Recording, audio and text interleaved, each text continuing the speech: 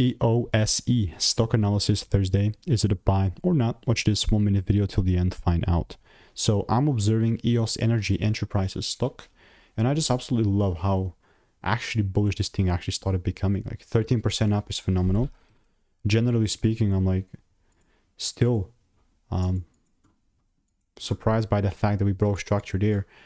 In context of them, 35,000 videos, spent thousands of courses, mentors, documented everything, and like relatively speaking with EOSE, the only thing that I really cared about is like a little pullback in the demand inside my demand here. We broke the demand, but then we also broke the supply, and now we're in this bullish theme. Guess where I'm heading next? Obviously upside, but the way that I would capitalize is I am just in a dying need for just like a little retracement, and then if I see that break, I'm looking to take things up. Other than that, I'm just not gonna force it, you know, so I'm gonna continue to keep waiting. And if you want to make more money trading in a simple and way, click the first link in the description. It's a free newsletter.